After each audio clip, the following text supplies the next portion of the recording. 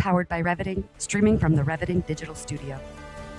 It's the David Daily.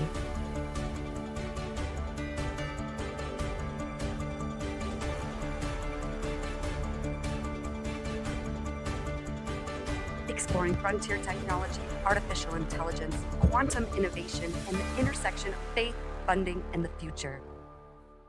Here's your host, David Goki. Cheers! Happy Saturday, everyone. Happy Social Saturday. It is so great to be here for 20 episodes. Can you believe it? We are here for 20 episodes. That's 5, 10, 15, 20. And it is such a wonderful day today.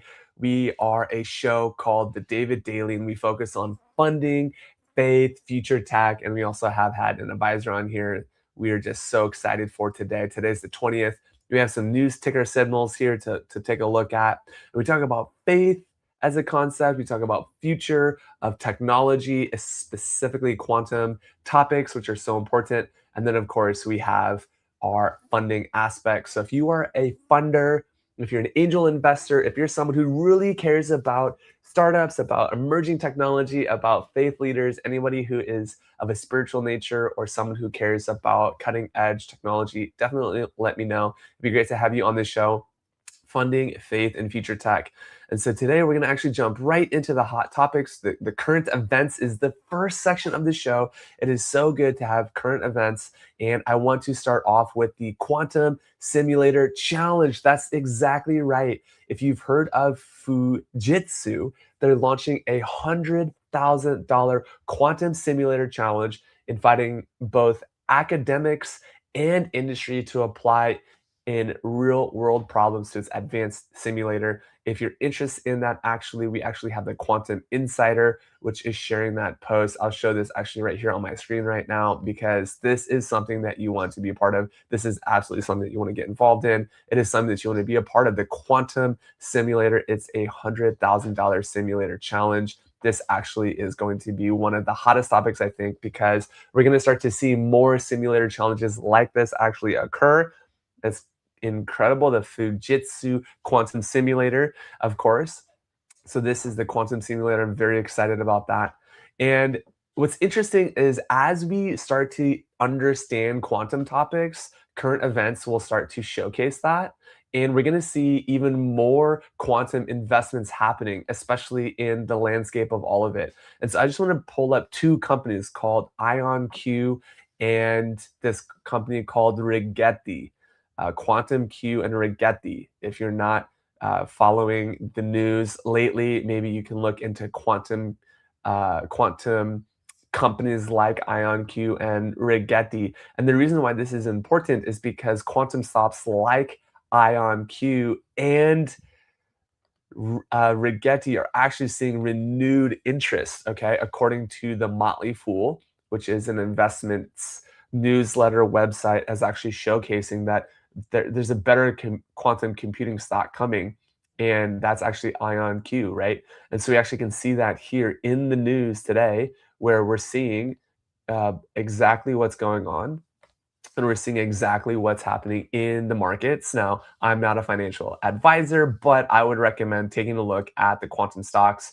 We can see that IonQ on Friday was up 4.26%. We see Rigetti Computing was actually up 4% as well, but they were down from the highs in October. However, they're off by about 43%, and Rigetti's actually down 60% from its peak.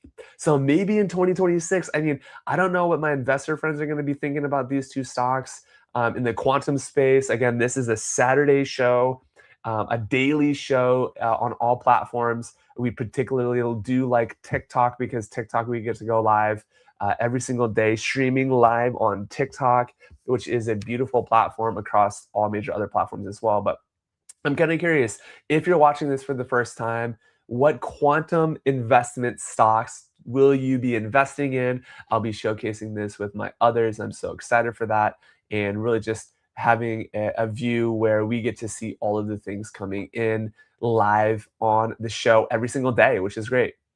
Now, I'm not sure if you remember the multiverse, but there is something called the multiverse, and there's an AI software that's out talking about the multiverse and quantum software. And so the quantum AI integration, I just wanted to showcase this diagram here. This diagram might seem a little complex, but I want to break this down for us real quick. So on this diagram, what we see is we see the quantum interface for the metaverse.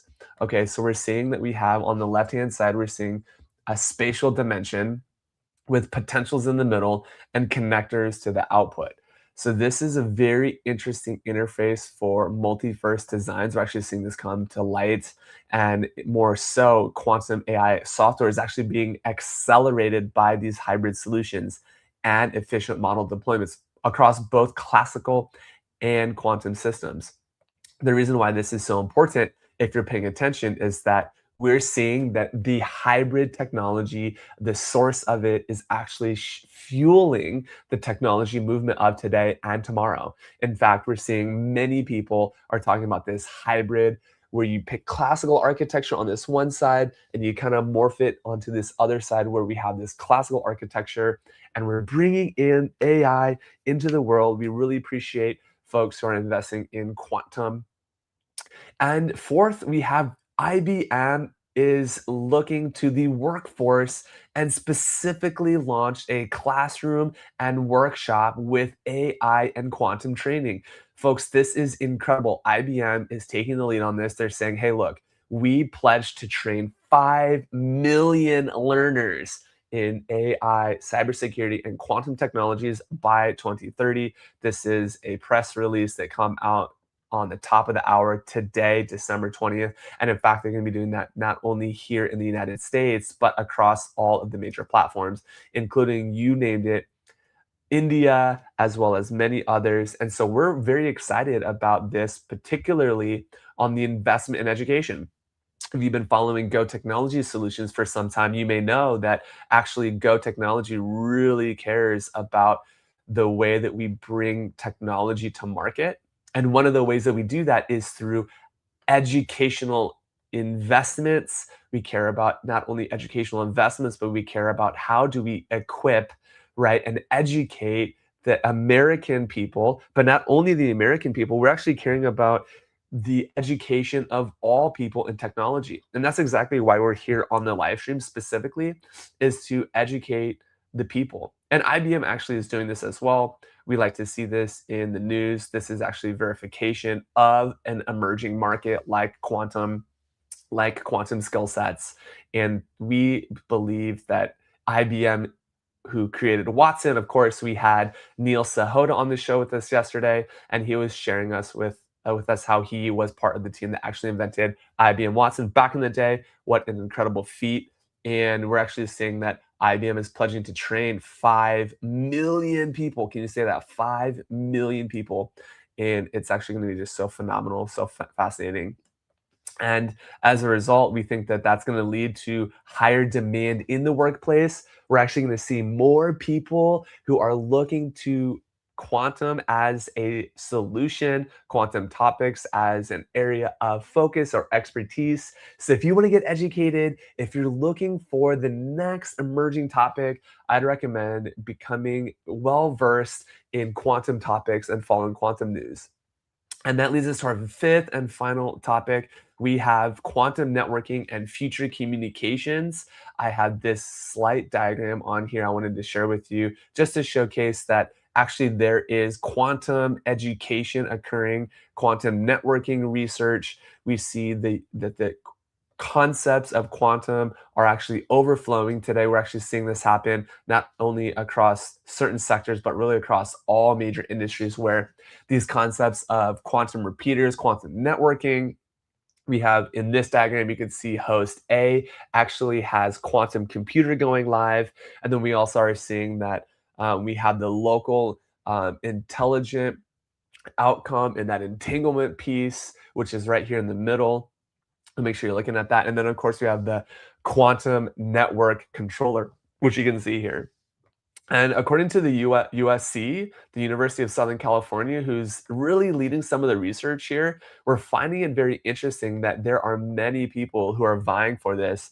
And we also see that actually the quantum supremacy, that there's actually a competition between, you named it, the US and China from an economic and a security point of view. And in fact, we have the US China Security Commission. You can actually see this on their website right here, the US China Economic and Security Review Commission, that is building out a quantum supremacy, right? A quantum supremacy. So if you could say that, a quantum supremacy, where there is actually a huge competition, a race for quantum supremacy.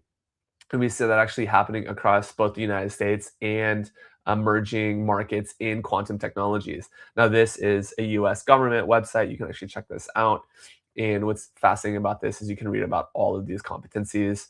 And if you notice right here, the key findings is that quantum technologies, including computing, sensing, and communications, have the potential to be truly transformational, which we knew. But we also know that quantum supremacy will be a critical national asset. Did you hear that? It will be a critical national asset. So we're not just talking about technology, we're not just talking about the space of emerging research and development, R&D. You may know those terms, but from a quantum point of view, we actually hear that quantum supremacy will be a critical national asset. And today, China leads the world in quantum communications and making rapid progress in quantum computing and sensing. In fact, their pursuit of quantum technologies aligns with national security goals. So we as well in the United States, in Europe, in other countries of the world want to also join this race. And in fact, quantum literacy is so important, which is why we have this right here, the quantum intelligence topics. For example, we talked about the quantum bit, we talked about quantum superposition, we also talked about quantum entanglement recently, which you have here, and we have quantum interference, which is right here, and decoherence and noise. Clip that as a section. We have our AI video clipper on here, so that will automatically video clip that, which is incredible. I love that. It's so good. And then finally, we have a capability to not only make clips off of here, but also to educate the audiences. Now, we've talked a little bit about error correction down here because qubits are so unstable. We really need error correction. So error correction is another aspect. And then, of course, you can go on to read more of this from the US report. It's just so interesting that as we think about where the United States and the global economy is going, we hear a lot of things coming across our desk, specifically on what quantum topics will be joining us soon or lately. And so that is our executive brief for the day. By the way, if you're watching, we have a new automation that we're setting up for Monday. And that new automation will take the word signal. So if you see this, just put signal in the chat. Put signal in the chat. We will make sure that our team follows up with you and sends you that executive brief. Of course, would love for you to join the Faith, Funding, and Future Tech newsletter. We have an awesome newsletter that's going out on LinkedIn. If you're on LinkedIn, definitely love that. Thank you so much. Really appreciate all the folks who are tuning in across all major platforms. Of course, we have Eileen on Instagram and Facebook. We've got folks joining in on Twitter. We have our faithful followers on TikTok. Thank you so much for TikTok and TikTok Shop. And of course, we have YouTube Live and others. All right, the third segment of the show, one of my personal favorites, is, you called it, AI and Faith. If you've been watching for a while, you know that AI and Faith is an organization that sits very dear and near to my heart. It's because we live in a world of religious wisdom, lots of religious wisdom. We want that religious wisdom to come to the people through AI and Faith across all major religions. And so we have an AI and Faith segment of the show. So we look at current events and topics. We also look at theological and debatable types of topics. We have many guest speakers lined up for that. And actually for today, we have just a little bit of a short segment where we know that across all communities of faith, including Christians, Jews, Muslims, Buddhists, and Hindu perspectives, we actually see leaders emphasizing wisdom and ethical grounding before deploying powerful AI systems. And this is important because we care about reinforcing responsible stewardship as a core value. Again, that's responsible stewardship of AI technology as a core value. Clip that. All right. Second of all, shared moral frameworks are emerging globally. And despite doctrinal differences, major world traditions actually are coming together and converging on those themes of human dignity, community well being, and accountability and technological development. Clip that. The reason why we clip that is because we want more people to be educated on these types of topics, right? Third, AI is reshaping work without redefining purpose. This is an incredible aspect to think about because just yesterday we talked about this on Thursday with Neil, episode 18. We also talked about redefining purpose and what exactly does that mean. While intelligent systems change how the work is done, spiritual leaders are reminding our audiences that human purpose, your calling, and moral decision making remain uniquely human domains. Clip that. So, what does that actually mean? It means that no longer will we actually outsource the redefining and the repurposing of those concerns that are maybe more human focused or human led. No, we're actually going to bring those in house and bring the human component, the human aspect into the picture again, and actually to keep it there. And in fact, that's one thing that most faith leaders and spiritual leaders agree on, right? Is that that human component needs to stay human. You may remember us talking about three types of intelligence. We have divine intelligence, we have human intelligence, then we have the machine intelligence. And that means that the divine intelligence comes from the divine being from up above. In the divine world, we have the human intelligence, which comes from the human being world, right? Because we're human beings in a spiritual realm. And then finally, we have the machine intelligence that brings the machine intelligence, and they are at the bottom. The machines are always at the bottom. They are less than humans, they're less than the divine. Clip that. So, that being said, we're going to move on to the foundations of ethics becoming leadership foundational elements. What I mean by that is leaders agree that ethics becomes foundational for leadership, and faith based and inspired frameworks are increasingly cited as core infrastructure for ethical governance, meaning it's not an add on, but it's a compass for a long term strategic decision. Ethics as infrastructure is a long term strategic decision. So, with that being said, clip that, and we're going to see how the AI does in clipping those. I cannot wait. It's going to be so fun. And then finally, fifth, we have excuse me, start over.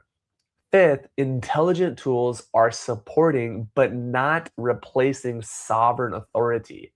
What that means is that across belief systems, there's emphasis that artificial intelligence, quantum, and other emerging frontier technologies or future tech should assist human judgment and not replace human moral authority. Clip that. So these segment themes are synthesized from ongoing interfaith dialogues and ethical perspectives on AI. So that is the focus for the AI and faith segment. Thank you so much. Looks like we still have a handful of viewers across all of the platforms. So incredibly grateful to have you there.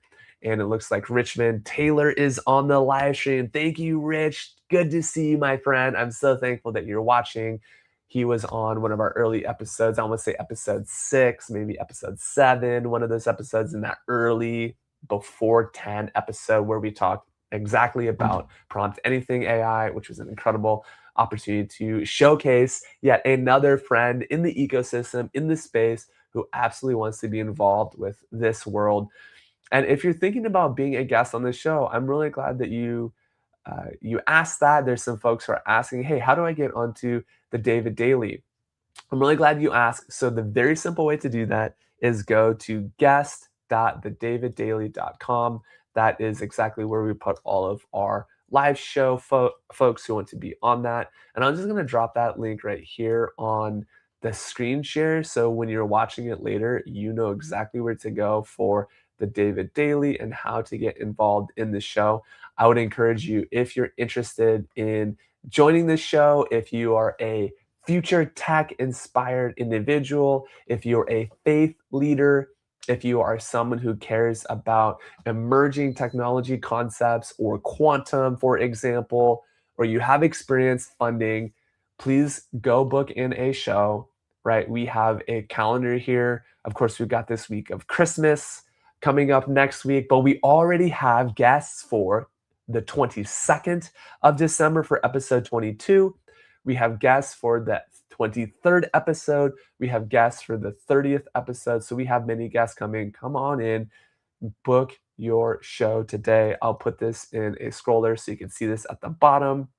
And so you can actually be part of that as we think about the way that people can get involved with showing up for the show itself. Would love to have you on the show. This is exactly how you get there. Show up for the show. We'd love to have you, especially if you are a faith-led founder, if you have funding experience in early stage startups as an angel investor or a venture capital type human being. And then third, for future tech and frontier technologies, we would love to have you on this show. Clip that. Thank you so much for watching this portion of the show. And now what we're going to do is go over to an anchor segment of the show called Beyond the Bag. Beyond the Bag is one of my personal favorites. We had Neil Sahota literally whip out a boomerang on show. I went back and watched that. He actually leaned over. He actually was out of the clip slightly, but he did not stumble, or he didn't even stutter. He said immediately, I know exactly what I'm going to put on the show. And so what I'm going to do today is show you what I have behind the scenes here. And I have this flannel.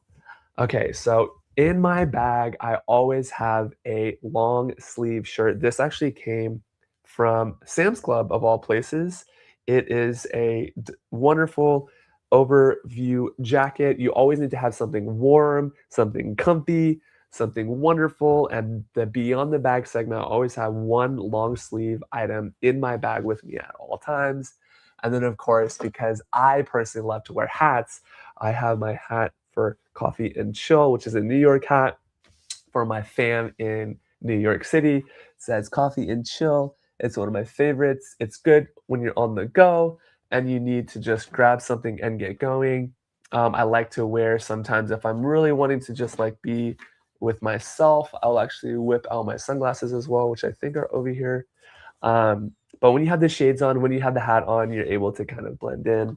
And sometimes you need that peace. Sometimes you need that quiet. So that's exactly why we have a nice long sleeve and we have a nice hat with us everywhere we go. All right, folks, we are 23 minutes in to the David Daily Saturday edition, 20 episodes strong. Go us. Woohoo, we did it. We're going to continue to go strong every single day, bringing you the latest current events, the funding, faith, and future tech, and of course, our favorite anchor segment, Beyond the Bag. With that being said, I just want to say thank you incredibly for showing up. And we are going to close out the show with, guess what? A brand new closing video. But don't take my word for it. See you tomorrow on the live show. Yet again, we'll see you for episode 21. And team, cue up the outro.